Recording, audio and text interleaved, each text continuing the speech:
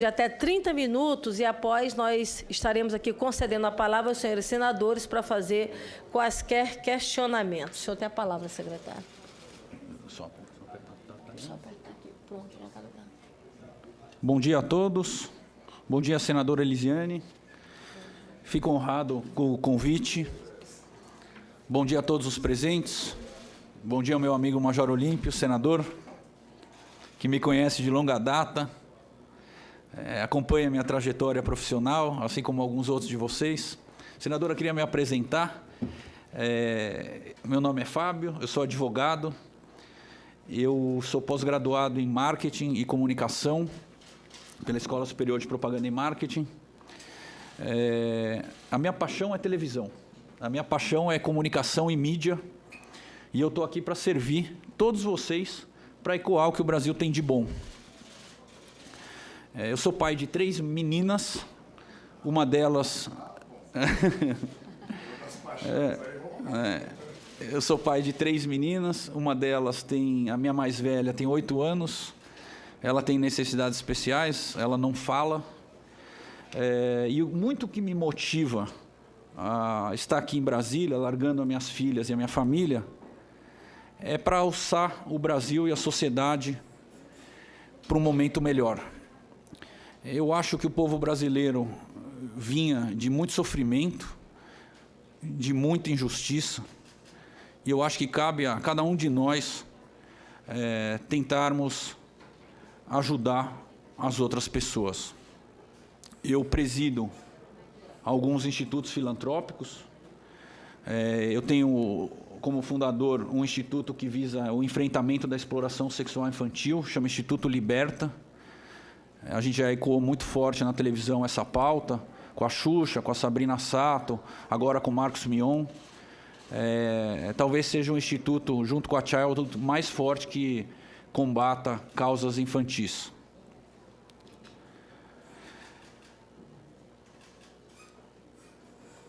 Aceitei me licenciar das minhas empresas lá em São Paulo. Eu atuo como empresário do setor de pesquisa de mídia. Eu atendo todo o ecossistema de comunicação, emissoras, agências de publicidade, anunciantes. Há 25 anos eu atuo na área da mídia técnica, da mídia responsável, no ecossistema que visa proporcionar o maior retorno de cada real gasto investido em comunicação.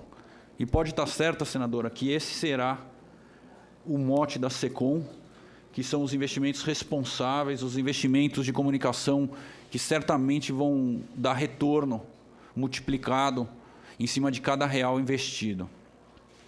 Eu vou fazer uma breve apresentação que a gente preparou junto com a equipe da SECOM. Cabe aqui uma menção. Eu estou sentado na cadeira da SECOM há 45 dias. Me parece até que essa convocação precede a nossa chegada, que é uma convocação antiga, né, senadora? Antes da minha nomeação, mas... E soube da convocação, se eu não me engano, ontem de manhã. Mas, para mim, é um prazer falar de comunicação, é um prazer explicar para todos que quiserem como a equipe da SECOM vai se comportar. O momento que a gente chegou aqui, a comunicação estava muito vilanizada. A gente tinha, se eu não me engano, 180, 200 colaboradores embaixo do guarda-chuva da SECOM, todos desmotivados, todos não energizados. E o que a gente fez ao longo desses 45 dias foi mostrar o quanto relevante eles são e o quanto importante cada um é para ecoar o que o Brasil tem de bom aqui dentro e lá fora. Comunicar não é desperdício de verba pública. Comunicar não é corrupção. É óbvio, senadora, que a gente precisa da transparência na relação com as agências de publicidade, com os anunciantes, que a gente precisa ter um ecossistema oxigenado, transparente e justo.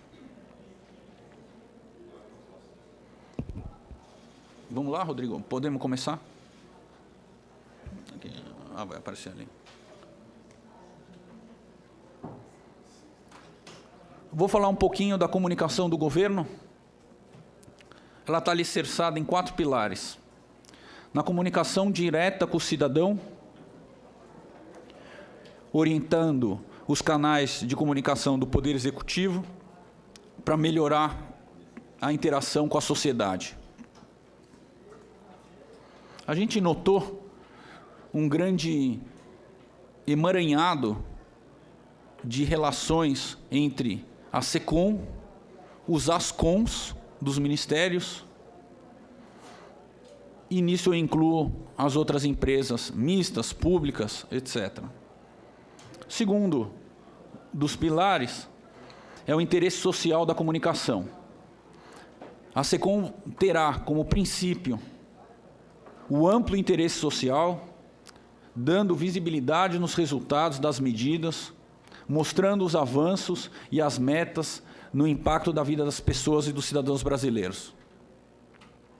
O terceiro, que eu tenho bastante conforto em explicar, é a tão falada mídia técnica. A gente tem que comunicar com eficiência, com efetividade, a partir de uma escolha técnica, envolvendo todos os meios de comunicação. Todos. No discurso que a gente fez quando do lançamento da reforma da Previdência, da nova Previdência, eu deixei muito claro a necessidade de equilíbrio dos meios, do mix de meios e, no jargão de marketing, do combo midiático. A gente tem que parar de buscar qual meio é mais efetivo, a televisão está morrendo, a internet é o gigante, o rádio está acabando e o impresso não tem mais audiência. Não importa.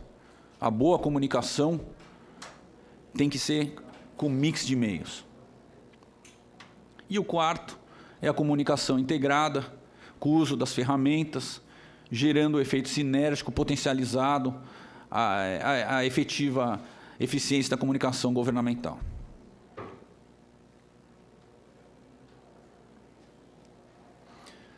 Aqui a gente tem uma fotografia, uma radiografia do orçamento da SECOM. Em 2019, agora quando eu cheguei, o orçamento recebido é de 150 milhões, que imediatamente foi contingenciado para 108. Então esse é o tamanho da verba da SECOM, comparando com 18 meses atrás, 24 meses atrás, a gente tem um orçamento de 1/3 do que a gente costumava ter. E a gente vai se virar bem com esse orçamento. Através das 3 verticais. A racionalização dos investimentos em publicidade, a gente vai trazer a expertise da iniciativa privada para a compra e a negociação de mídia. Esse modelo já é utilizado em grandes anunciantes, Unilever, Casas Bahia, Procter & Gamble. Nós vamos reunir todo o volume de mídia que o governo movimenta e vamos fazer uma negociação única. A gente estima que a gente poderá ter uma economia entre 450 e 550 milhões de reais. O item 2 é uma comunicação sempre muito responsável, em que o cidadão consiga buscar nas fontes do governo a informação verdadeira e primária. Eu tenho que fazer uma menção aqui a um elemento novo que surge na comunicação moderna com o avanço da tecnologia, que são as fake news. O governo buscará, através da comunicação responsável, minimizar os efeitos da fake news, mesmo sabendo que o avanço tecnológico dificulta em muito isso. E o terceiro pilar é a comunicação, o investimento, que sempre estimulará o desenvolvimento. A comunicação propicia um nível de informação e de atratividade de investimentos, que é o que o nosso Brasil mais precisa.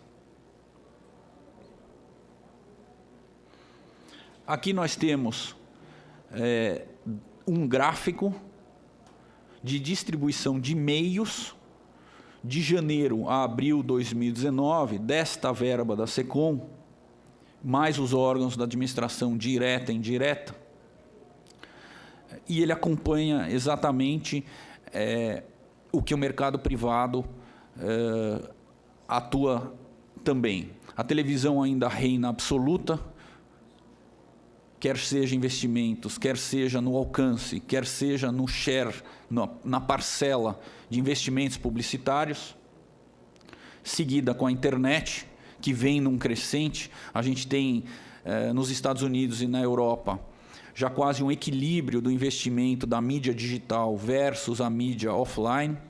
No Brasil, pelo meu entendimento, isso ainda demorará uns 20, 25 anos, porque fugindo dos grandes centros, a gente não tem a infraestrutura necessária, nem barata, para que a população tenha um consumo de conteúdo através do digital, através da internet. Cito aqui um exemplo. Em Maresias, numa praia do litoral mais rico, do estado mais rico, a gente não consegue uma internet com mais de 1 mega de link. Então, pensar que a comunicação se resolverá através do digital é um equívoco. Me refiro, obviamente, ao Brasil. Temos uma parcela significativa de mídia exterior, rádio, jornal, revista. Aqui vale uma menção que tanto jornais como revistas ainda têm uma relevância, mas essa relevância deixa de ser no papel, no físico, e passa a migrar para o consumo digital desses meios.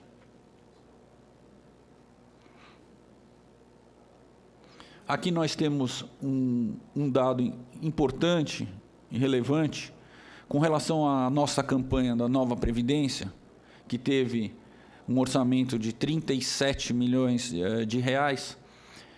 A gente utilizou, até o momento, já foram veiculados em 1.771 rádios, 359 emissoras de televisão, 47 empresas de mídia exterior, 11 veículos de mídia digital, dentre outros que serão ainda. Se eu não me engano, a gente tem quase 2.400 rádios previstas, planejadas para a campanha da Nova Previdência. Pode voltar. A gente tem, senadora, para deixar muito claro, eu tenho uma verdadeira consciência da relevância, que eu acho que é o que me trouxe aqui, que a senhora vai falar, da mídia regional. É fundamental, é imprescindível a gente promover a mídia regional. A gente tem toda uma cadeia de valor, que depende da boa mídia regional. No slide anterior, eu falava da importância e do alcance da televisão, assim como eu já adiciono aqui o rádio. É fundamental a gente continuar alimentando para que a gente tenha multimicrofones, para que a gente tenha pluralidade de meios e para que a gente tenha a tão necessária e falada democracia na comunicação. Se a gente não tiver uma distribuição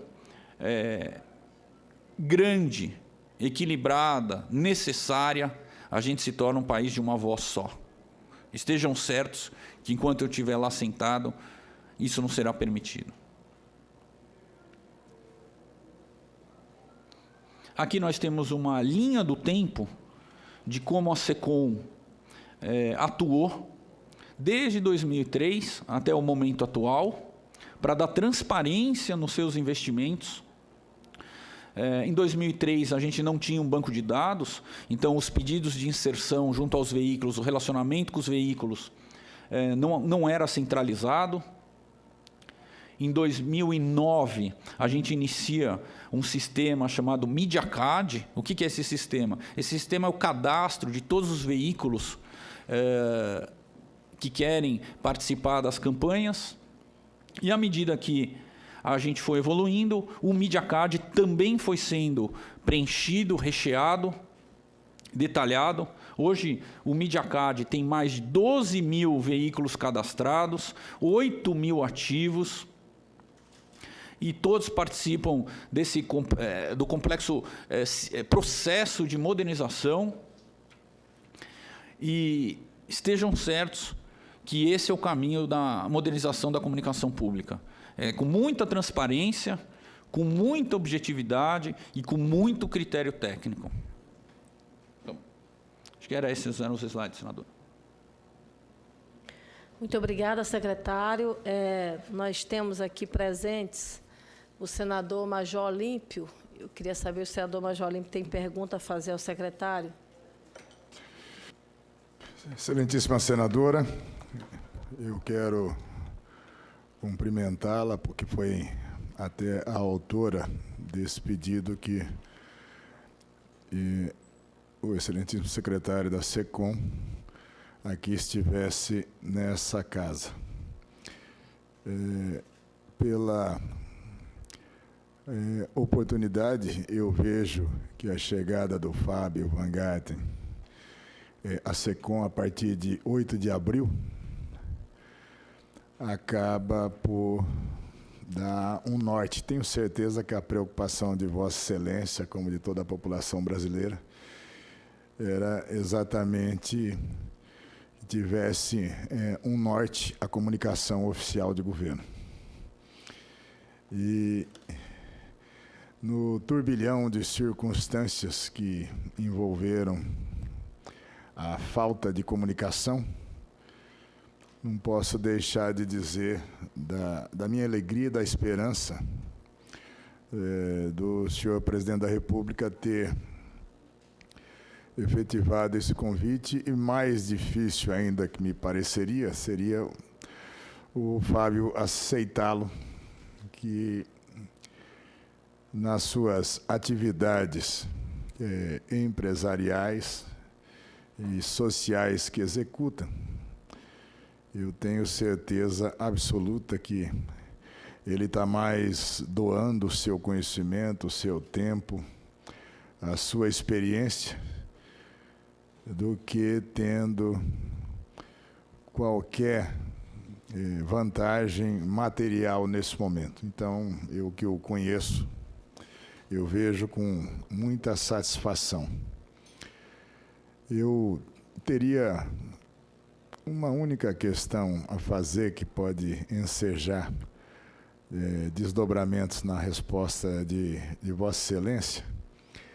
Nas manifestações de domingo nas ruas, e eu acompanhei, até porque gravei mais de 100 vídeos para cidades do interior, chamando as pessoas para se mobilizarem pelo Brasil, a mobilização cívica, logicamente, de fortalecimento ao governo Bolsonaro. E eu vi a manifestação ganhar, a mobilização ganhar uma força imensa. Eu estive na Avenida Paulista, andei por toda a extensão da avenida, cumprimentando as pessoas, fazendo fotos, fazendo lives. Uma multidão, pautas diversas em 8 caminhões de trio elétricos ao longo da avenida. Mas uma coisa me surpreendeu muito.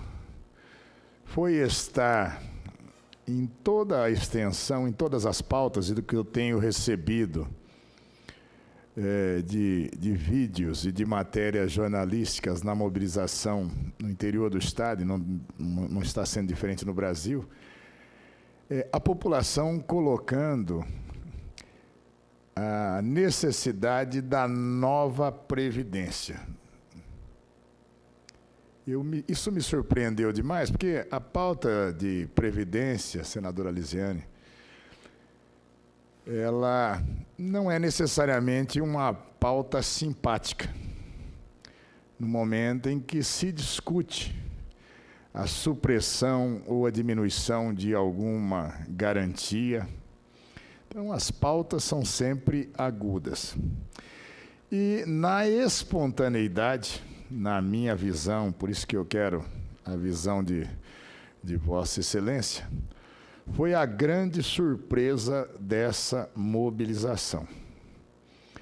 Eu sei que o governo não participou de nenhuma dessas mobilizações, o governo não incentivou ou patrocinou, de qualquer forma, esse tipo de mobilização.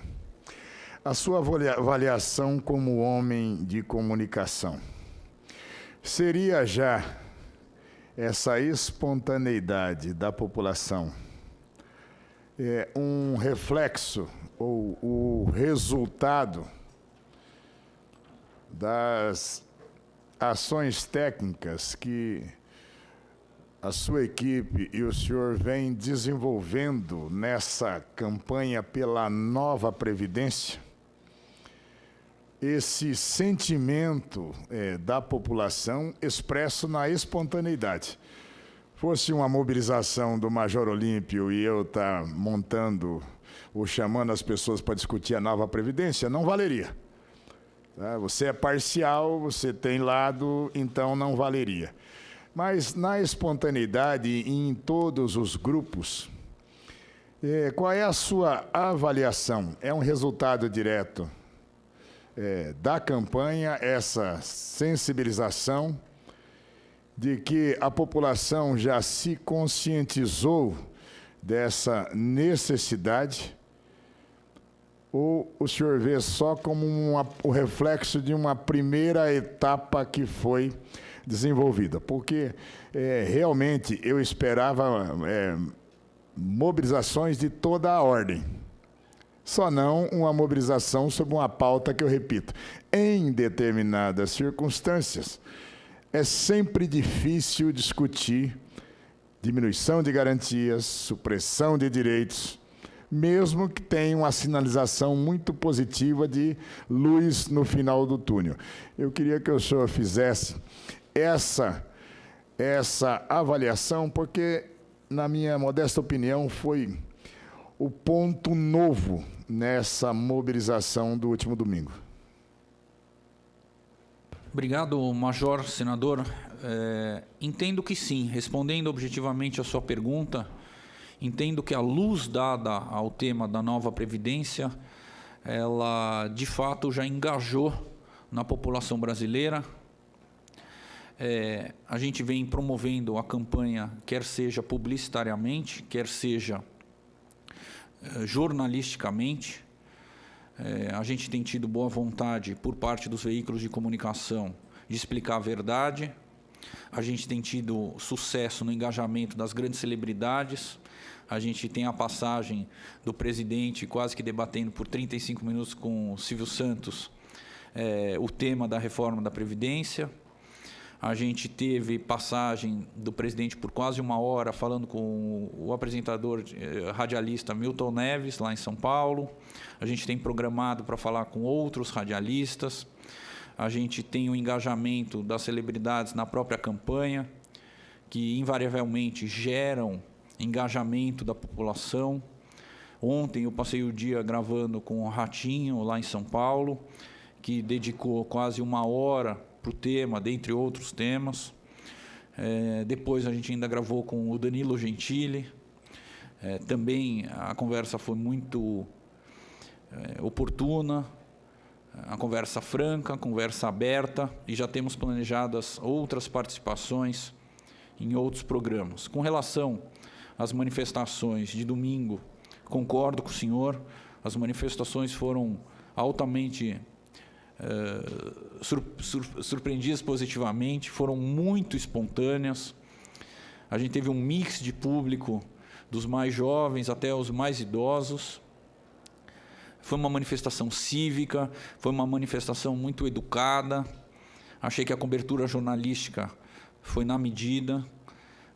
Fiquei muito contente com o resultado dos eventos de domingo. Muito bem, muito obrigada, senador Major Olímpio. Secretário, eu vou fazer para o senhor alguns questionamentos e eu pediria até que o senhor anotasse, porque são vários, para que o senhor possa me responder ponto a ponto. Até porque a motivação da nossa vinda, do convite ao senhor a essa comissão, foi exatamente para entender melhor a estratégia do núcleo de comunicação do governo.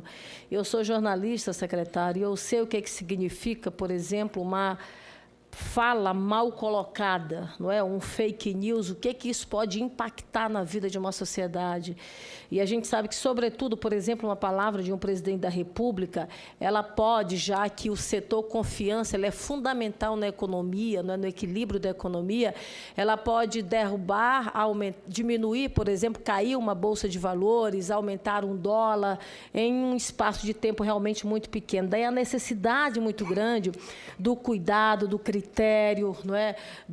Da transparência nessa questão da comunicação oficial do governo e da comunicação pessoal do presidente da República. Eu iniciaria perguntando para o senhor exatamente acerca dessa questão da transparência. Nós temos um mapa estratégico que estará em vigor até 2020, que define exatamente essa questão da transparência, da unicidade, de uma comunicação única. A minha pergunta em relação a esse mapa estratégico, isso não limitaria, por exemplo, a gente ter uma comunicação mais plural, mais divergente, que eu diria, mais plural em relação a todos os demais ministérios da Presidência da República? Seria o meu primeiro ponto. E como se dá, na verdade, esse controle de transparência? Se existe algum conselho ou órgão externo que faça, de fato, esse controle? O segundo ponto é referente, por exemplo, às mídias. Eu vou fazer, então, a minha assessoria está me dando uma boa dica aqui. Eu vou fazer 3 perguntas, até porque nós não temos mais senadores e o nosso tempo, nós temos ainda tempo significativo. Eu vou lhe fazer 3 perguntas, o senhor me responde, vou fazer 4 perguntas, o senhor me responde, depois eu faço mais 4 perguntas. Acerca da questão da transparência, se nós temos realmente um conselho que faça, de fato, esse controle. Em relação, por exemplo, à questão da verba publicitária, o senhor colocou, nós tivemos uma redução, inclusive, depois contingenciamento de 150 milhões para 108 milhões. Nós tivemos, durante a campanha do presidente da República e durante ele ainda no governo, algumas críticas, por exemplo, a mídias tradicionais, a grandes blocos de comunicação que têm, por exemplo, repercussão não apenas no Brasil, mas fora do Brasil. A exemplo do Globo, Folha de São Paulo, Estado de São Paulo, onde o presidente da República chegou a fazer, inclusive, algumas críticas perigosas, não é? Contra essas mídias e colocando, inclusive, em xeque a credibilidade das informações apresentadas por estes veículos. Em relação a esse valor especificamente, qual o critério que o governo utiliza? Passa, por exemplo, o senhor colocou a questão ali do critério técnico, não é? A mídia técnica, parece-me esse foi o termo que o senhor chegou a utilizar. Qual o critério que o governo coloca em relação à distribuição dessas verbas publicitárias? Se leva em consideração, por exemplo, a questão do caráter ideológico, se leva em consideração o nível de audiência desses veículos, qual o critério específico que o governo utiliza para a distribuição dessas verbas? Ao mesmo tempo também, juntando a isso, secretário, nós temos hoje no Brasil cerca de 4 mil veículos de rádios, não é, de veículos comunitários em todo o Brasil. E eu sou da região Nordeste brasileira. Ainda em relação a esse valor dessa verba publicitária, esse recurso, como é que ele é distribuído? Há consideração e há, por exemplo, critérios em relação à questão mais regionalizada. A região Nordeste, por exemplo, está sendo contemplada em relação a esses veículos de rádio comunitária, já que nós temos um volume realmente significativo em relação a este perfil, por exemplo, de veículo que faz a distribuição e que é importante também na comunicação, sobretudo nos grotões, municípios pequenos, não é? Cidades pequenas, onde, às vezes, por exemplo, não se tem acesso à rede social. O meu estado, por exemplo, ele tem uma dificuldade muito grande ainda de cobertura de rede social. E a rádio comunitária acaba tendo um papel muito importante e que tem uma prevalência significativa em relação a essa distribuição, portanto, a essa informação. E ainda referente, a outra pergunta, ainda referente a esse valor, a essa distribuição de recursos publicitários.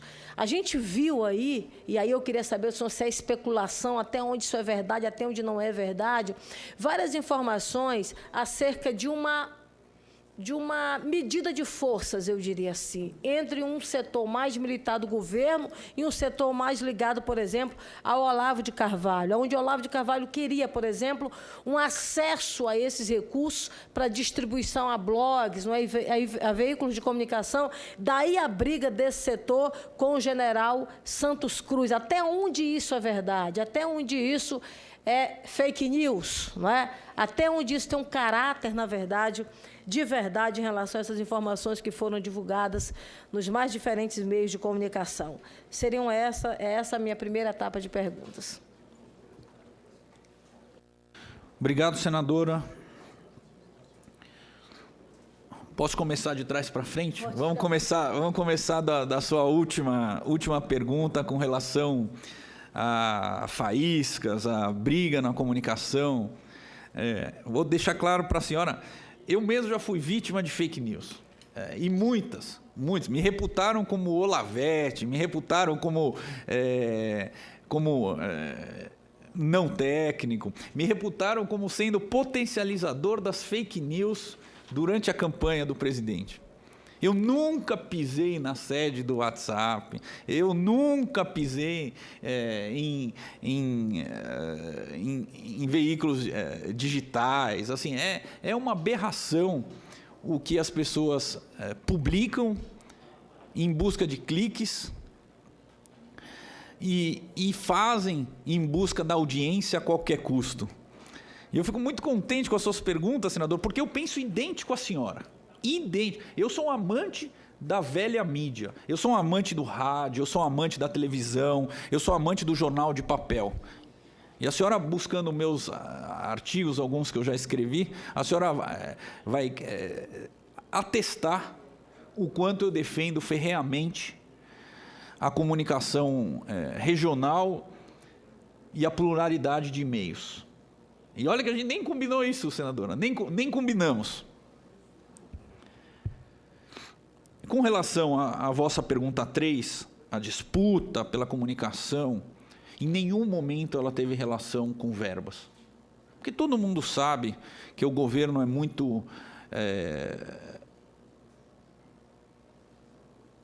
diminuidor, que as verbas estão todas contingenciadas, reduzidas, que é um governo que, de fato, vem apertando o cinto em todas as suas verticais. O que eu notei foi uma disputa de paixão pelo presidente, senadora. Foi uma disputa de quem queria ficar mais perto do presidente. Hétero. O que eu notei, quer seja o professor Olavo de Carvalho, que eu reitero aqui que eu nunca ouvi, que mora lá fora, e o ministro Santos Cruz, que também estamos embaixo dele com relação à paz da comunicação, era apenas uma acomodação de versões em busca da proteção e promoção da comunicação. Nada além disso, em nada passou perto da disputa de verbas, nada. E acho até importante a gente frisar, muitos acham de ambas as correntes, quer seja a militar, quer seja a olavista. O presidente tem que ir para a rede nacional, o presidente vai para a rede nacional. O meu Twitter é inundado disso. Não pode ir para a rede nacional. Não pode. Que fique claro e registrado. Para a utilização de rede nacional, precisa ser exclusivamente de utilidade pública. Então, o presidente tem que ir para a TV aberta, o presidente tem que chamar uma rede nacional. Não pode. Não pode. Existem preceitos legais para casos claros e determinados de convocação de rádio e televisão de rede nacional. Então, isso também é super importante a gente frisar, que não se pode chamar a rede nacional à torto e à direito. A terceira, respondi, senador, a terceira, com relação a olavetes, militares e tal. Então, não houve relação à disputa de verbas, nenhuma. Com relação à vossa primeira pergunta, senadora, com relação a controle e transparência, é exatamente essa a missão e os objetivos dos novos integrantes da SECOM. A gente tem um monte de órgãos reguladores em cima de nós, o TCU, o mais importante deles. A equipe que eu trouxe junto comigo da SECOM são de profissionais de mercado, com mais de 30 anos de experiência. A gente vai reativar o cadastro de veículos, que eu não sei porque, por alguma razão, governos anteriores pararam de fornecer o dado. E nós vamos continuar publicitando, retomada da publicitação de cada real investido. Então, cada real investido ficará à disposição de quem quiser acessar com a maior transparência possível. Respondendo à sua primeira pergunta quanto a critérios e transparência. O critério será... Pois não. Não, tudo bem. Pois é. Não, exatamente isso que eu queria saber, acerca do critério que eu perguntei, se ideológico ou se audiência. Essa é a próxima. Tá, tudo bem. Essa é a segunda. Eu estou respondendo com relação à transparência. Então, por alguma razão, pararam de publicar nos governos anteriores e a gente vai retomar isso. Com relação à verba publicitária, a senhora está de frente com... Eu sou sócio de institutos de pesquisa de mídia em que ressalta, defende os mais altos e rígidos critérios técnicos para o emprego de verbas junto a veículos. O critério, enquanto eu estiver sentado aqui, será absolutamente técnico. Absolutamente técnico. Eu tenho relacionamento com inúmeros sócios, inúmeros proprietários de veículos, quase todos. E eu não tenho preconceito com ninguém e não vou deixar perpetuar esse preconceito em quem quer que seja aqui em Brasília. A gente, o governo, tem que falar com todo mundo, tem que investir em todo mundo, alicerçado nos mais rígidos critérios técnicos. Nos mais rígidos. Agora, não sei se a senhora sabe, o mercado privado de publicidade, vou dar um exemplo no mercado de televisão, onde eu tenho maior experiência. A gente tem uma emissora líder com 35% da audiência, aproximadamente. Dos totais de aparelhos ligados, a emissora líder tem 35%. Para um total investido nela, entre 80% e 85%. Esse é um ecossistema que o mercado precisa repactuar. E aí isso contribui para a concentração das verbas. E não para a distribuição das mídias regionais e o fortalecimento dos veículos regionais. Quanto mais concentrado for e menos técnico for, menos sobrará para outros veículos. Então eu também tenho uma preocupação com isso. A SECOM vem distribuindo ao longo dos anos, e principalmente agora na reforma da Previdência, do qual eu sou responsável há 45 dias, o mais estrito cumprimento da mídia técnica. Agora, há que se de uma vez por todas o ecossistema publicitário repactuar. Porque não dá para ter uma editora Abril quebrando, não dá para ter uma rede TV em dificuldades financeiras, uma rede Bandeirantes muito endividada, inúmeros jornais fechando. Eu não fico feliz com isso. A gente tem que fazer movimentos contrários para a gente fortalecer os grupos de comunicação. Não dá para a gente fingir que nada acontece. A gente tem que promover a repactuação do setor. Esta diferença entre audiência e investimento é nociva para o ecossistema todo. Então, longe, senadora, longe, muito longe da gente adotar qualquer viés ideológico. Muito longe, muito distante. Com relação às críticas que a senhora fez menção, críticas às mídias tradicionais, críticas aos veículos, o critério técnico eu já expliquei, os 4.000 veículos do Nordeste são fundamentais, assim como todos os veículos de nicho segmentados, rádios religiosas, TVs religiosas, TVs do setor do agronegócio, dentre inúmeros outros setores, inúmeros. Concordo com a senhora quando a senhora fala da cobertura e presença do digital longe dos grandes centros, eu fiz menção a isso. É muito, muito pequeno e caro para a população o acesso através de meios digitais nas classes menos favorecidas e fora dos grandes centros. A gente tem pacote de dados nos telefones ainda muito caro e a gente não tem infraestrutura para ter banda larga fora dos eixos principais. Então, concordo integralmente com a senhora que a gente tem que oxigenar, a gente tem que investir, a gente tem que promover, a gente tem que defender o pluralismo de meios. A gente tem que defender os veículos de mídia regionais, a gente tem que trabalhar de noite para que eles fiquem e permaneçam firmes e fortes, em que pese a enorme crise que o setor publicitário vive. A gente tem um enxugamento das verbas e isso destrói os veículos não principais.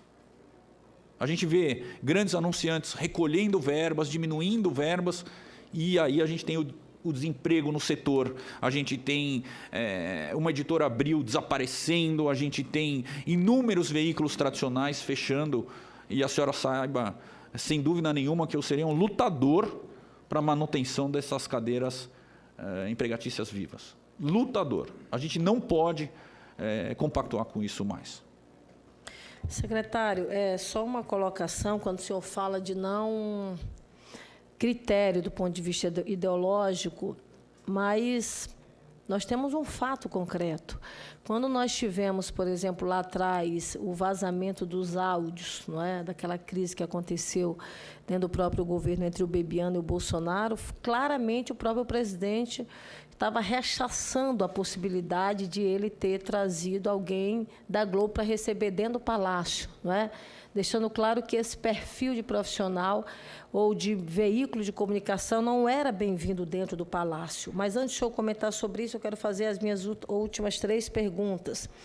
Qual o parecer do governo em relação ao fortalecimento da comunicação pública? E aí eu falo da EBC, por exemplo, que hoje, inclusive, há um temor, não é, de vários profissionais em relação ao fechamento dessa empresa em todo o Brasil. O que é que isso representaria se realmente vai haver o fechamento? Em algum momento foi colocado que haveria, depois diz que não mais haveria o impacto econômico em relação a essa empresa para o país. A outra pergunta é referente à questão da unificação do discurso, secretário. Nós estamos vivendo um momento, pós-Segunda Guerra, nós tivemos aí um fortalecimento da esquerda e, a posterior, com o próprio fracasso que nós tivemos em todo o mundo, nós tivemos o fortalecimento da direita, agora, de uma forma muito mais intensa, o surgimento de uma extrema-direita em todo o mundo. Do ponto de vista da comunicação, e a comunicação acaba sendo um instrumento muito grande para a perpetuação desses modelos de governo. A gente viu isso lá atrás, não é? Com Hitler, vimos depois em outros governos, inclusive de esquerda, a exemplo de Stalin, enfim. Há hoje alguma participação de órgãos e de grupos não brasileiros em relação à comunicação e, ao mesmo tempo, como você vê em relação à homogeneidade, por exemplo, dessa comunicação em relação a governos de direita em todo o Brasil, unificando, inclusive o próprio presidente Bolsonaro se identifica com vários outros governos de direita em todo o Brasil. Há uma comunicação, digamos assim, entre esses governos em todo o mundo, no sentido de se ter, por exemplo, uma única comunicação?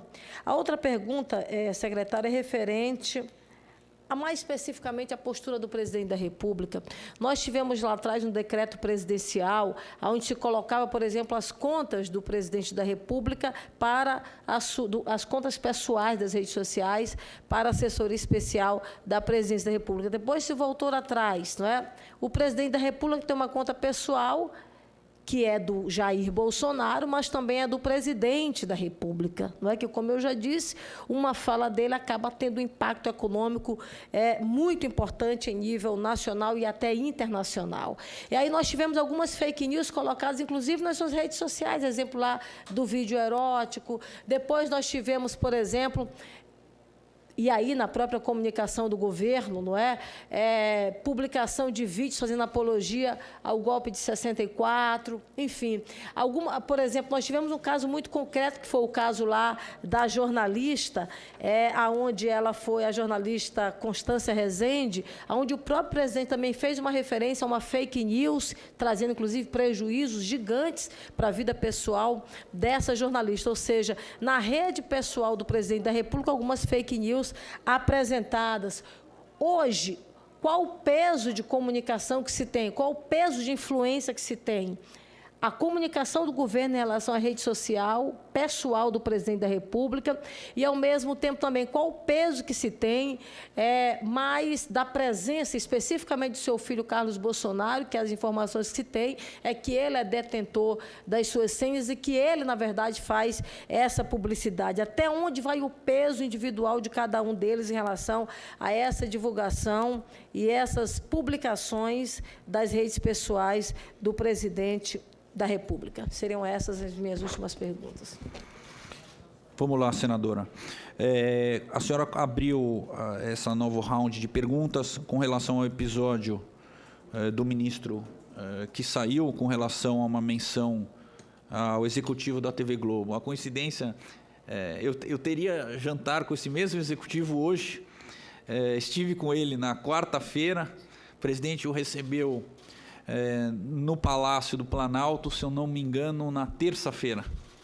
Executivo da TV Globo, na terça-feira o presidente recebeu, nós da SECOM fomos convidados para ir jantar com ele hoje, o convite foi aceito, por alguma razão foi desmarcado ontem, porque ele não podia fazer. Então, que fique muito claro, a equipe da SECOM, assim como o presidente, não trabalham com nenhum preconceito, com nenhum viés. É óbvio que ninguém gosta de sofrer das fake news, tenho certeza que muitos dos aqui presentes já foram vítimas disso, e às vezes o estômago aperta, senadora, mas a gente leva tanto tempo para construir uma reputação que a gente pode perder essa reputação muito rápido, muito rápido. A gente vive um momento em que a sociedade precisa aprender a trabalhar com a evolução tecnológica. Então, são muitos anos que a gente galga para chegar onde a gente chegou, e essa montanha a gente pode escorregar nela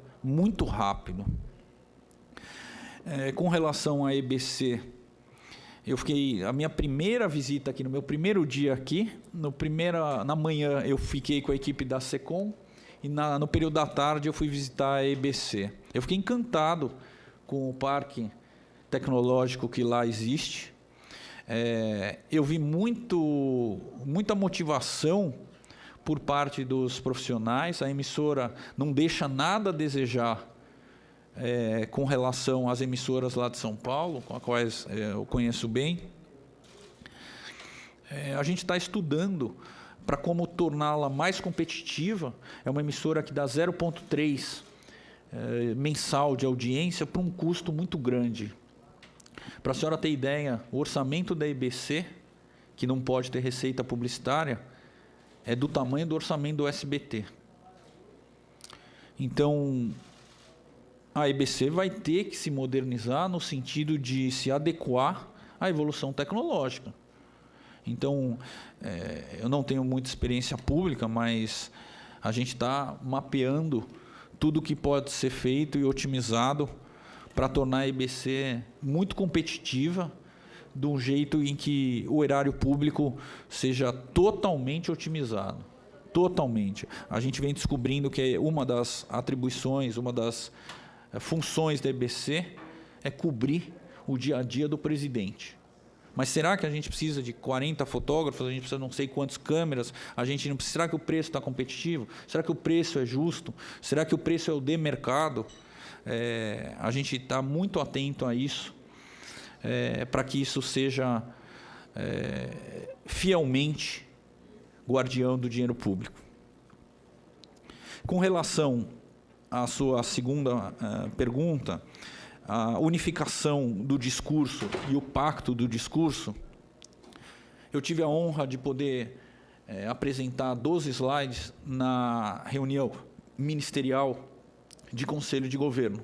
porque eu notei exatamente essa ausência. Na primeira semana que eu cheguei, todo mundo, através dos seus ministérios, queriam marcar os gols, ao invés de ordenadamente criar uma comunicação construtiva, que certamente seria mais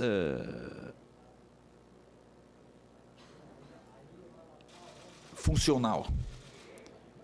E aí fiz uma apresentação para todos os ministros, o presidente, o vice-presidente, lá no Palácio do Alvorada. E o meu mote da apresentação era a unicidade do discurso. O meu mote da apresentação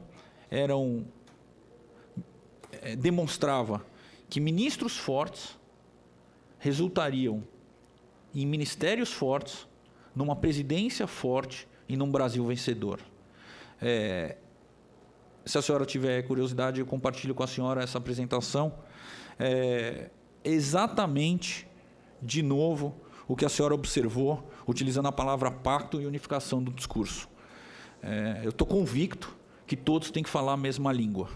Todos têm que esperar o momento oportuno para comunicar. Não adianta sacar o telefone e começar a fazer uma live, porque no individual a gente perde.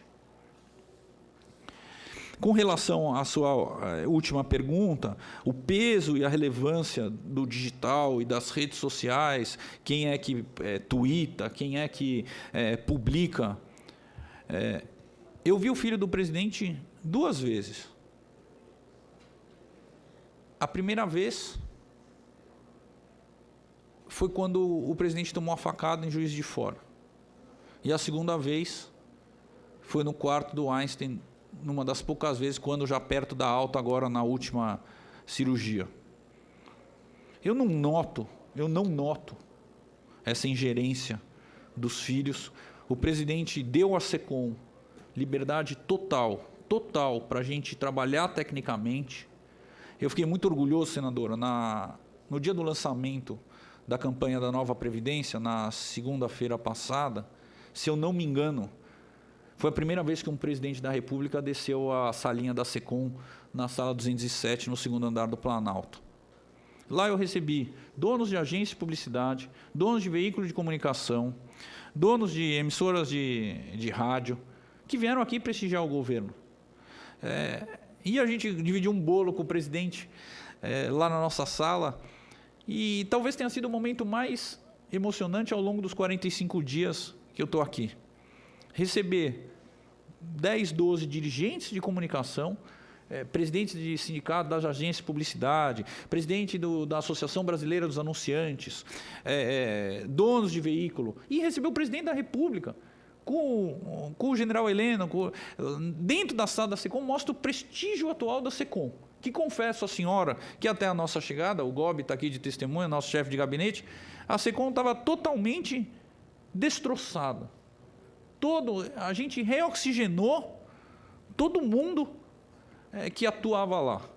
Então, eu acho que a gente vem cumprindo, nesses 45 dias, com muito êxito, o que nos foi dado, e reitero que estamos à disposição de ouvir tudo e todos, e nós vamos atuar da maneira mais técnica e transparente possível, garantindo a democracia, principalmente em regiões menos favorecidas. Conte com a SECOM, senadora. Conte com a SECOM. Secretário, só para eu entender, o senhor terminou já, né? Porque já está na parte das redes sociais. Só para eu entender hoje, eu fiz referência ao decreto lá atrás, não é? Depois houve uma mudança desse decreto. Hoje, a rede social do presidente, eu cito mais precisamente o Twitter, ele não tem ingerência ou não tem participação do setor da Secretaria Especial de Comunicação do Governo? É uma rede que está estritamente ligada ao presidente da República? Alô? Toda a comunicação oficial passa pela SECOM, toda a diretriz geral da comunicação. É óbvio que a senha do Twitter pertence ao presidente. E eu nem entro nessa seara. Eu nem entro. Ele publica o que ele quer. É direito dele, a conta é dele. Agora, toda a linha geral de estratégia de comunicação em que pese o meu pouco tempo aqui e em que pese a minha grande experiência nisso, eu compartilho com o presidente.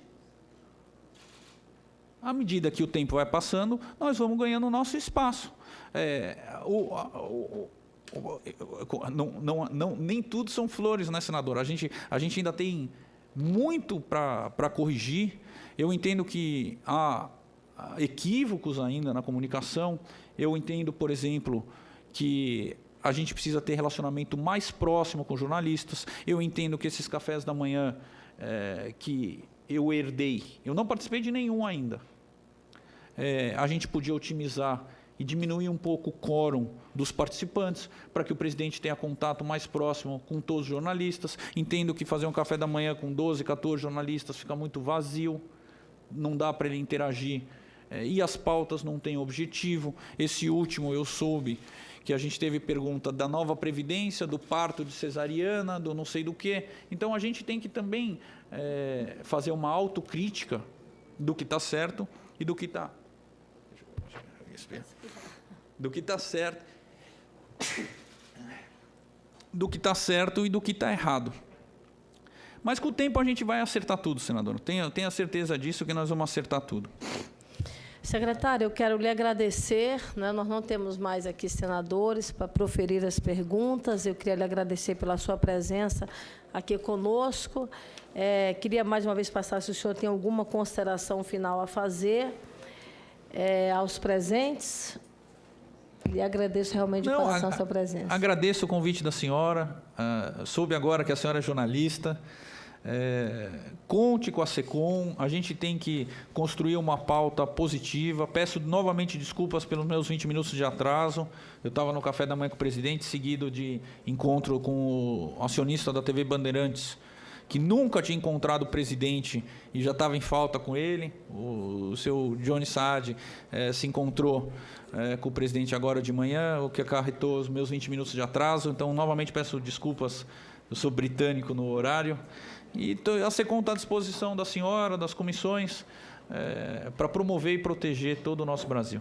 Muito obrigada, e o nosso objetivo é sempre esse, secretário, lutar e sonhar para que nós tenhamos menos polêmica, não é? E mais um governo equilibrado para trazer dias melhores, mais emprego, mais renda para a nossa nação brasileira. Muito obrigada. Que Deus abençoe a todos. Eu posso encerrar, não é isso? Então, portanto, nada mais havendo a tratar, eu declaro encerrada essa audiência. Muito obrigada.